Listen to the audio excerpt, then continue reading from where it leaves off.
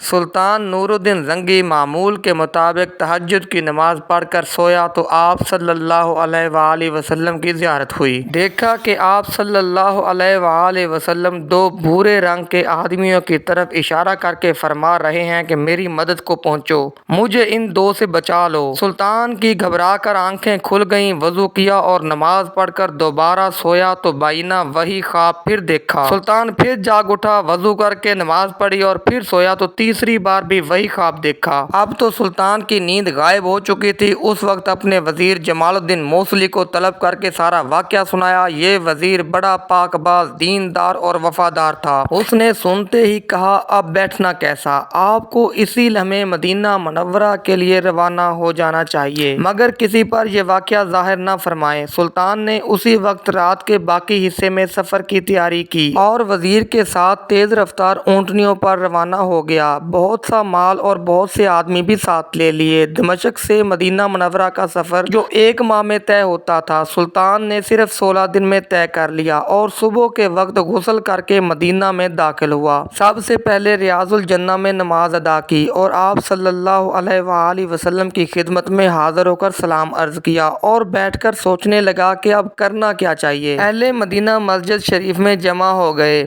وزیر نے ان کو بتایا کہ سلطان نبی صلی اللہ علیہ وآلہ وسلم کی زیارت کے لیے حاضر ہوئے ہیں اور تقسیم کرنے کے لیے بہت سا مال لائے ہیں۔ آپ یہاں کے سب لوگوں کے نام لکھ کر دے دیں۔ اہل مدینہ نے فہرست بنا کر دے دی۔ سلطان نے سب کو ایک ایک کر کے بلانا شروع کیا۔ جو بھی آتا گیا اسے بغور دیکھتے رہے اور مال دے کر واپس کرتے رہے۔ سب لوگ فارغ ہو گئے، مگر ان میں کوئی شخص بھی ان دو میں سے نہ تھا جو خواب میں دکھائے گئے تھے۔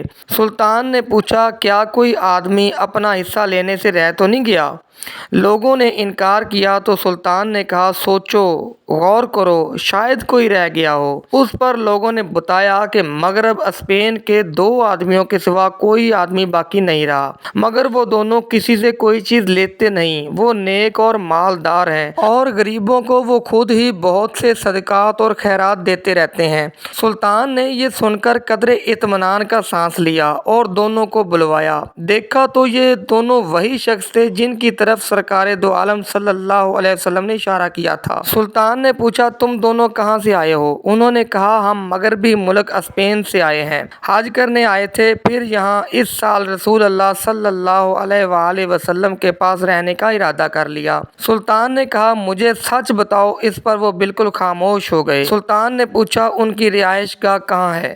بتایا گیا کہ حجرہ شریف روضہ اقدس کے برابر ایک مکان میں رہتے ہیں۔ سلطان نے ان دونوں کو ساتھ لے کر ان کے گھر پہنچا تو وہاں بہت سا مال و دولت اور کچھ کتابیں وغیرہ کے سوا کچھ نظر نہ آیا۔ اہل مدینہ نے سلطان کے سامنے ان دونوں کی بہت تعریف کی کہ ہمیشہ روزہ رکھتے ہیں، نمازیں پابندی سے ریاض الجنہ میں ادا کرتے ہیں، نبی کریم صلی اللہ علیہ وآلہ وسلم کی زیارت کے لیے پابندی سے حاضر ہوتے ہیں، روزانہ صبح کو جنت البقیع کے قبرستان کی زیارت کے لیے جاتے ہیں اور ہر سینچری کو یعنی کہ ہفتے کے روز قباء کی زیارت کو جاتے ہیں، کسی مانگنے والے کو خالی ہاتھ واپس نہیں کرتے، حتیٰ کہ اس قحط سالی کے زمانے میں تو انہوں نے اہل مدینہ کی بہت ضرورتیں پوری کی۔ سلطان خاموشی سے یہ باتیں سنتا اور اس گھر میں گھومتا رہا۔ فرش پر ایک چٹائی بچھی ہوئی تھی۔ سلطان نے اسے ہٹایا تو اس کے نیچے ایک سرنگ دکھائی دی جو حجرہ شریف تک پہنچ چکی تھی۔ اب تو لوگ گھبرا اٹھے۔ سلطان نے ان دونوں کی خوب پٹائی کی اور کہا، ساری بات سچ سچ بتاؤ۔ اب تو انہوں نے اعتراف کیا کہ در حقیقت وہ عیسائی ہیں۔ ان کے ہم مذہب لوگوں نے انہیں اندلسی حاجیوں کے بھیس میں یہاں بہت سا مال دے کر بھیجا ہے تاکہ آپ صلی اللہ علیہ وآلہ وسلم تک پہنچ کر آپ صلی اللہ علیہ وسلم کو یہاں سے نکال کر اپنے ناپاک دلوں کی بھڑاس نکالیں۔ انہوں نے بتایا کہ وہ رات کو سرنگ کی کھدائی کرتے تھے اور جمع شدہ مٹی کو تھیلوں میں بھر کر جنت البقیع کے زیارت کے بہانے وہاں جا کر قبروں کے درمیان پھیلا دیتے تھے۔